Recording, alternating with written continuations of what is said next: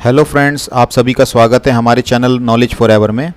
आज मैं आपके लिए लेकर के आया हूं यूपी लेखपाल परीक्षा 2022 के लिए ग्रामीण समाज एवं विकास विषय के 50 इंपॉर्टेंट क्वेश्चंस। इसलिए आज के इस सेशन को बड़े ध्यान से देखें और पूरा देखें, क्योंकि ये सभी क्वेश्चंस आगामी लेखपाल परीक्षा 2022 की दृष्टि से बहुत इंपॉर्टेंट हैं।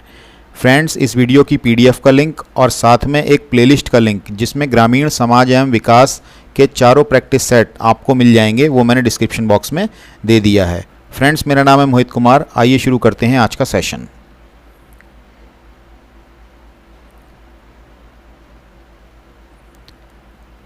पहला क्वेश्चन, ग्रामीण विकास हेतु केंद्र से आवंटित की जाने वाली धनराशि सीधे ग्राम प्रधानों के नाम से संचालित खातों में हस्तांतरित किए जाने की व्यवस्था सर्वप्रथम किस कार्यक्रम में की गई? तो इसका सही आंसर है जवाहर रोजगार योजना। इस कार्यक्रम के अंतर्गत यह प्रावधान किया गया कि ग्रामीण विकास हेतु जो राशि आवंटित होगी वो सीधे ग्राम प्रधानों के खातों में जाएगी। क्वेश्चन नंबर 2, पर्यावरण सुरक्षा अधिनियम कब बना? 1950 में, 1976 में, 1986 में या इनमें से कोई नहीं? तो इसका सही आंसर है 1986 में ये पर्यावरण सुरक्षा अधिनियम बना था। अगला प्रश्न, गांवों में जल प्रदूषण का कौन सा स्रोत नहीं है निम्न में से? भूमि कटाव से, लाउडस्पीकर के ध्वनि द्वारा, पशुओं के जलाशयों में नहाने से, मानव अवशिष्ट एवं वाहित मल द्वारा। तो इसका सही आंसर है लाउडस्पीकर के द्वारा जो ध्वनि उत्पन्न होती है उससे जल प्रदूषण नहीं होता है।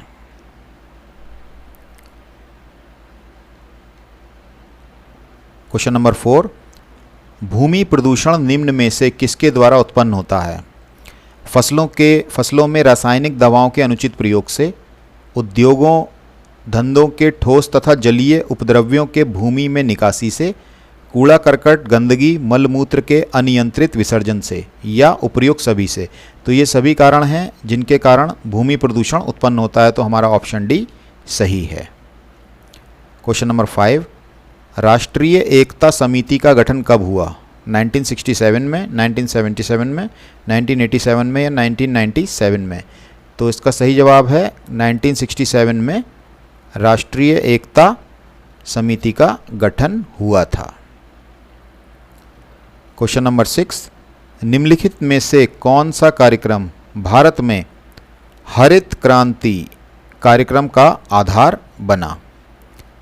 सघन कृषि जनपद कार्यक्रम, सघन कृषि क्षेत्र कार्यक्रम, सीमांत कृषक एवं भूमि विहीन कृषि श्रमिक कार्यक्रम या ए तथा बी दोनों? तो सघन कृषि जनपद कार्यक्रम तथा सघन कृषि क्षेत्र कार्यक्रम ये दोनों ही थे जो भारत में हरित क्रांति के आधार बने। तो इसलिए हमारा ऑप्शन डी सही है। आगे बढ़ते हैं।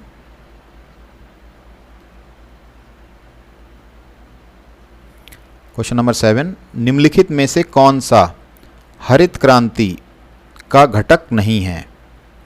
अधिक उपज देने वाली प्रजातियों के बीजों का प्रयोग, उन्नत सिंचाई, रासायनिक उर्वरकों का प्रयोग या उपर्युक्त सभी? तो ये सभी के सभी जो हैं वो हरित क्रांति के घटक नहीं है। तो हमारा ऑप्शन डी सही है। निम्नलिखित में से ऐसा कौन सा कार्यक्रम है जिसके 5 अन्य संगठक कार्यक्रम थे? जवाहर रोजगार योजना, जवाहर ग्राम समृद्धि योजना, स्वर्ण जयंती ग्राम स्वरोजगार योजना या एकीकृत ग्रामीण विकास कार्यक्रम? तो इसका सही आंसर है ऑप्शन डी एकीकृत ग्रामीण विकास कार्यक्रम। अगला प्रश्न, भारत में भूदान आंदोलन किसके द्वारा प्रारंभ किया गया था? तो भूदान आंदोलन किसके द्वारा प्रारंभ किया गया था? विनोबा भावे, जयप्रकाश नारायण, महात्मा गांधी या श्रीमन नारायण? तो इसका सही आंसर है ऑप्शन ए विनोबा भावे। इनके द्वारा भारत में भूदान आंदोलन शुरू किया गया था।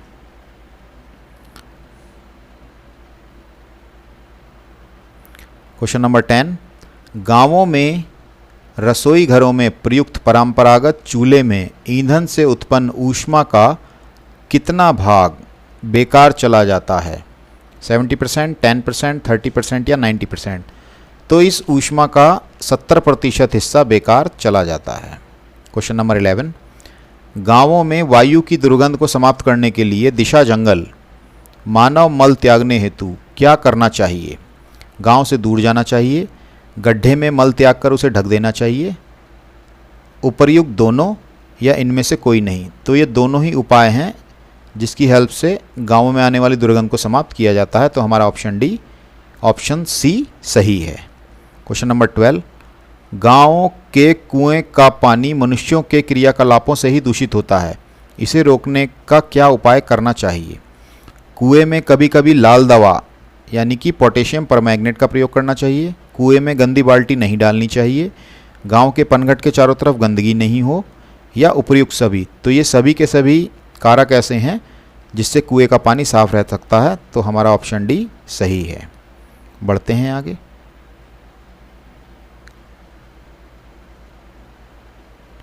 क्वेश्चन नंबर 13, निम्नलिखित में से कौन सा कार्यक्रम पहली पंचवर्षीय योजना में प्रारंभ किया गया? अधिक अन्न उपजाओ, सामुदायिक विकास कार्यक्रम, राष्ट्रीय प्रसार सेवा कार्यक्रम, या उपर्युक्त सभी। तो फ्रेंड्स, ये सभी के सभी कार्यक्रम हैं वो सभी के सभी पहली पंचवर्षीय योजना में प्रारंभ किए गए थे। तो हमारा ऑप्शन डी सही है। क्वेश्चन नंबर 14, स्वास्थ्य निर्देशन सेवाओं का उद्देश्य निम्न में से क्या है? उचित भाव विकास, अच्छी आदत विकास, ए और बी दोनों, या इनमें से कोई नहीं। तो ये दोनों ही जो बातें हैं, उचित भाव विकास और अच्छी आदत विकास, ये दोनों ही स्वास्थ्य निर्देशन सेवाओं के मुख्य उद्देश्य हैं। तो हमारा ऑप्शन सी सही है।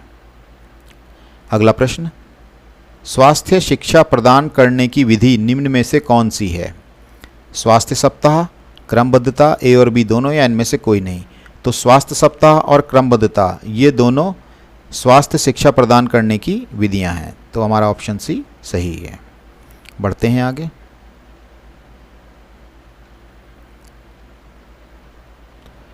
क्वेश्चन नंबर 16, जल, वायु एवं भूमि प्रदूषण की समस्या इनमें से कौन से पर्यावरण की है? आंतरिक पर्यावरण, बाहरी पर्यावरण, आंतरिक एवं बाहरी पर्यावरण, या इनमें से कोई नहीं। तो ये जो समस्याएं हैं जलवायु एवं भूमि प्रदूषण की, ये हमारे बाहरी पर्यावरण की हैं। Option B is right. निर्मल ग्राम योजना का संबंध निम्नलिखित में से किससे है? विवाद रहित ग्राम से, स्वच्छ पेयजल आपूर्ति से, मल मूत्र ठोस एवं अर्ध ठोस कचरे के स्वच्छ निस्तारण से, या उपर्युक्त में से कोई नहीं। तो इसका हमारा सही जवाब है मल मूत्र ठोस एवं अर्ध ठोस कचरे के स्वच्छ निस्तारण से संबंध है निर्मल ग्राम योजना का। Question number 18, national food for work programme NFWP की शुरुआत कब की गई? 14 नवंबर 2001, 14 नवंबर 2002, 14 नवंबर 2003, या 14 नवंबर 2004। तो ये जो NFWP यानी कि national food for work programme है, इसकी शुरुआत हुई थी 14 नवंबर 2004 में। बढ़ते हैं आगे।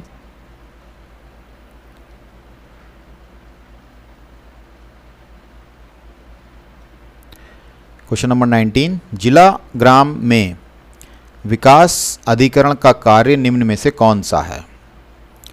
ग्रामीण विकास के लिए योजनाएं बनाना, शासन से प्राप्त अनुदान का ग्राम पंचायतों को आवंटन, विकास परियोजनाओं का अनुमोदन, या उपर्युक्त सभी। तो ये जो सारी की सारी बातें हैं, ये सारे के सारे जिला ग्राम में विकास अधिकरण के कार्य हैं। तो हमारा ऑप्शन डी सही है।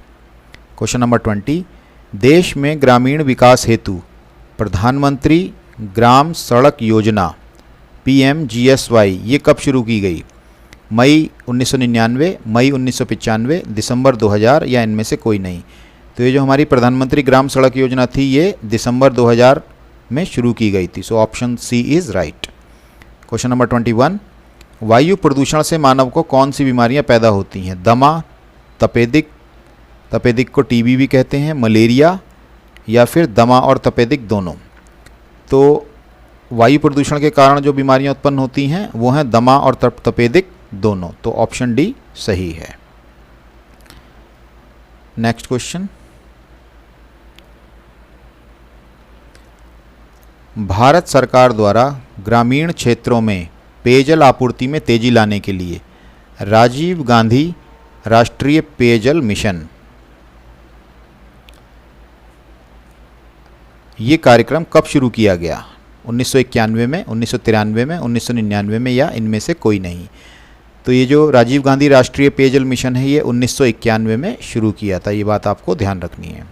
क्वेश्चन नंबर 23, राष्ट्रीय ग्रामीण रोजगार गारंटी योजना 2005 में कौन से कार्यक्रम का विलय कर दिया गया है?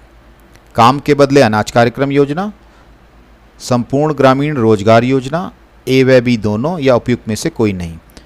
तो राष्ट्रीय ग्रामीण रोजगार गारंटी योजना 2005 में ये दोनों ही प्रोग्राम शामिल कर दिए गए हैं। कौन कौन से? काम के बदले अनाज योजना और संपूर्ण Grameen Rozgar Yojana. So option C is right. ग्रामीण पर्यावरण की सुरक्षा निम्न में से किसकी रोकथाम के द्वारा की जा सकती है? वायु प्रदूषण, जल प्रदूषण, मृदा प्रदूषण या उपयुक्त सभी? तो इन सभी प्रकार के प्रदूषणों को रोक करके ग्रामीण पर्यावरण की सुरक्षा की जा सकती है। तो हमारा ऑप्शन डी सही है। क्वेश्चन नंबर 25, ग्रामीण पर्यावरण में वायु प्रदूषण निम्न में से किसके कारण होता है? घरेलू चूल्हों तथा धूम्रपान द्वारा उत्पादित धुएं से, परिवहन यानी कि मोटर गाड़ियों से उत्पन्न धुएं से, उद्योग धंधों की चिमनियों से निकलने वाले धुएं से या उपयुक्त सभी स्रोतों से? तो इन सभी के सभी स्रोतों से ग्रामीण पर्यावरण में प्रदूषण होता है। तो हमारा ऑप्शन डी सही है। अगला प्रश्न, गाय के 850 मिलीलीटर दूध से कितने मिलीग्राम कैल्शियम की प्राप्ति होती है? 290 मिलीग्राम, 390 मिलीग्राम, 490 मिलीग्राम या 590 मिलीग्राम? तो हमारा सही जवाब है 290 मिलीग्राम। गाय के 850 ml दूध में 290 मिलीग्राम कैल्शियम होता है। अगला प्रश्न, ग्रामीण क्षेत्रों में रोजगार की दृष्टि से खेती के बाद कौन सा महत्वपूर्ण कुटीर उद्योग धंधा है? हथकरघा है, मुर्गी पालन, पशुपालन या फिर इनमें से कोई नहीं? तो खेती के बाद जो सबसे प्रमुख कुटीर उद्योग धंधा है वो है हथकरघा। Option A is right. Question number 28, ग्रामीण क्षेत्रों में बुनकरों की बेहतरी के लिए निम्नलिखित में से कौन सी योजना सरकार द्वारा चालू की गई है? हथकरघा विकास केंद्र योजना, हैंक यार्न प्राइस सब्सिडी योजना, थ्रिफ्ट फंड योजना या उपयुक्त सभी? तो ये सारी की सारी योजनाएं जो हैं वो ग्रामीण क्षेत्रों में बुनकरों की बेहतरी के लिए शुरू की गई हैं। तो हमारा ऑप्शन डी सही है। क्वेश्चन नंबर 29, भारत में जनपद के राजस्व संग्रहण का सर्वोच्च अधिकारी कौन? राजस्व संग्रहण का सर्वोच्च अधिकारी निम्न में से कौन होता है? जिलाधिकारी, कोषाधिकारी, जिला राजस्व अधिकारी या अतिरिक्त जिलाधिकारी वित्त एवं राजस्व? तो हमारा जिलाधिकारी जो है वो जनपद के राजस्व संग्रहण का सर्वोच्च अधिकारी होता है। अगला प्रश्न, भारत के किस कार्यक्रम को विश्व बैंक ने विश्व का सबसे बड़ा सार्वजनिक कार्य योजना माना है? काम के बदले अनाज योजना, मनरेगा, राष्ट्रीय ग्रामीण आजीविका मिशन या जवाहर रोजगार योजना? तो ये जो मनरेगा कार्यक्रम है इसको विश्व बैंक ने विश्व का सबसे बड़ा सार्वजनिक कार्य योजना माना है। Option B is right. बढ़ते हैं 31वें प्रश्न की ओर। सूखा प्रवण कार्यक्रम निम्नलिखित में से किस राज्य में नहीं चलाया गया? कौन सा सूखा प्रवण कार्यक्रम? उत्तर प्रदेश, जम्मू कश्मीर, बिहार या पंजाब? तो किस राज्य में नहीं चलाया गया? ये पंजाब राज्य में नहीं चलाया गया। अगला क्वेश्चन, महात्मा गांधी राष्ट्रीय ग्रामीण रोजगार कार्यक्रम निम्नलिखित में से किसके जरिए समावेशी विकास को सुनिश्चित करता है? सामाजिक सुरक्षा प्रदान करके, आजीविका सुरक्षा प्रदान करके, लोकतांत्रिक आधिकारिता पर अपने प्रभाव के जरिए या उपयुक्त सभी? तो उपयुक्त सभी कारकों के द्वारा महात्मा गांधी राष्ट्रीय ग्रामीण रोजगार कार्यक्रम समावेशी विकास को सुनिश्चित करता है। Option D is right. अगला क्वेश्चन, सूखा प्रवण क्षेत्र कार्यक्रम उत्तर प्रदेश के किस जनपद समूह में नहीं चलाया गया?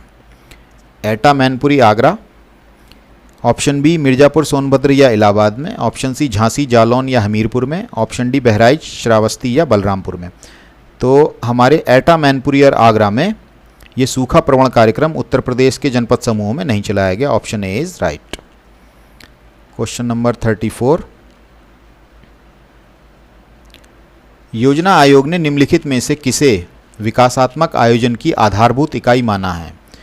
जिले को, तहसील को, विकास खंड को या न्याय पंचायत को? तो इसका हमारा सही आंसर है विकास खंड। तो योजना आयोग ने विकास खंड को विकासात्मक आयोजन की आधारभूत इकाई माना है।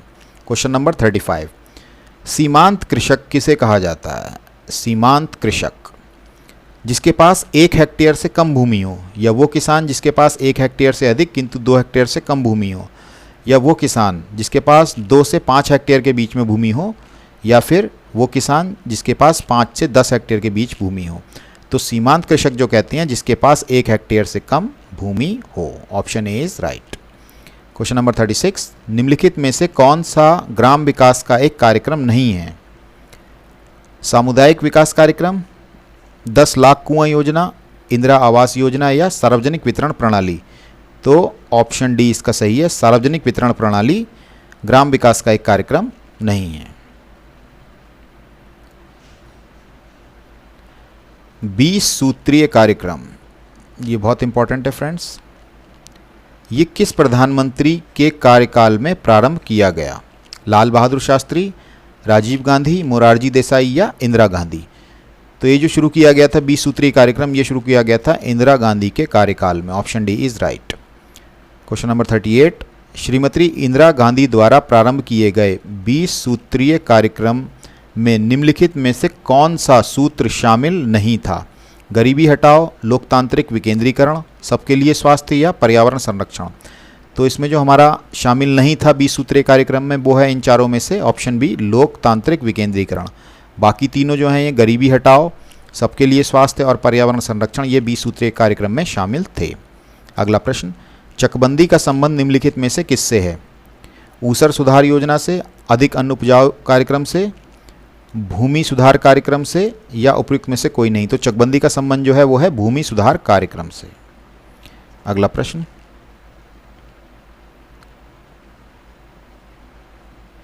निम्नलिखित में से कौन सा भूमि सुधार का कार्यक्रम है? मध्यस्थों का उन्मूलन, काश्तकारी सुधार, खेती योग्य भूमि की सीमाबंदी या उपयुक्त सभी? तो ये तीनों के तीनों जो पॉइंट्स हैं ये सभी पॉइंट्स भूमि सुधार कार्यक्रम में शामिल हैं। तो हमारा ऑप्शन डी सही है। क्वेश्चन नंबर 41, भारत में भूमि सुधार के किस कार्यक्रम को सर्वाधिक सफल कहा जा सकता है? चकबंदी को, भूमिहीनों को भूमि का वितरण या मध्यस्थों यानी कि जमींदारों का उन्मूलन या इनमें से कोई नहीं? तो ये जो इस कार्यक्रम के अंतर्गत जो जमींदारों का उन्मूलन था इसी कार्यक्रम को सबसे अधिक सफल कहा जा सकता है। तो option C is right. Question number 42, मरुस्थल विकास कार्यक्रम, मरुस्थल विकास कार्यक्रम निम्नलिखित में से किस राज्य में नहीं चलाया गया? जम्मू और कश्मीर, हिमाचल प्रदेश, राजस्थान या उत्तर प्रदेश? तो दोस्तों उत्तर प्रदेश में जो मरुस्थल विकास कार्यक्रम था ये नहीं चलाया गया था क्योंकि यहाँ मरुस्थल नहीं है। आगे बढ़ते हैं। क्वेश्चन नंबर 43, एकीकृत जल संभर प्रबंधन कार्यक्रम के अंतर्गत कौन कौन से कार्यक्रमों को मिला दिया गया है? सूखा प्रवण क्षेत्र कार्यक्रम, मरुस्थल विकास कार्यक्रम, एकीकृत बंजर भूमि विकास कार्यक्रम या उपयुक्त सभी?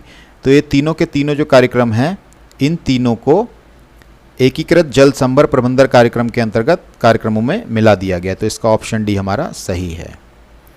जरीब सर्वेक्षण में क्षेत्र को किस ज्यामितीय आकृति में बांटकर नापना आसान होता है? वृत्त में, वर्ग में, आयत में या त्रिभुज आकृति में? तो त्रिभुज आकृति इसका सही आंसर है। आगे बढ़ते हैं। 1 हेक्टेयर का मान निम्नलिखित में से कितना होता है? यानी कि 1 हेक्टेयर को अगर वर्ग मीटर में देखेंगे तो कितना होता है? तो दोस्तों आपको याद रखना है कि 1 हेक्टेयर में 10,000 वर्ग मीटर होते हैं। बढ़ते हैं आगे। क्वेश्चन नंबर 46, 1 एकड़ में कितना बीघा यानी कच्चा, इसे रकबा भी कहते हैं, तो वो होता है 1 एकड़ में कितना बीघा कच्चा रकबा होता है? 5 बीघा, 7 बीघा, 10 बीघा या 12 बीघा? तो 1 एकड़ में 5 बीघा कच्चा रकबा होता है। क्वेश्चन नंबर 47, भूमि सुधारों से संबंधित विषयों का उल्लेख भारतीय संविधान की 7वीं अनुसूची की किस सूची में किया गया है? राज्य सूची में, संघ सूची में, समवर्ती में या इनमें से कोई नहीं? तो इसका सही आंसर है राज्य सूची में किया गया है। क्वेश्चन नंबर 48, निम्नलिखित में से किसे चकबंदी के अधीन नहीं लिया जा सकता है? स्थायी चरागाह को, बाग को, शमशान भूमि को या उपयुक्त सभी को?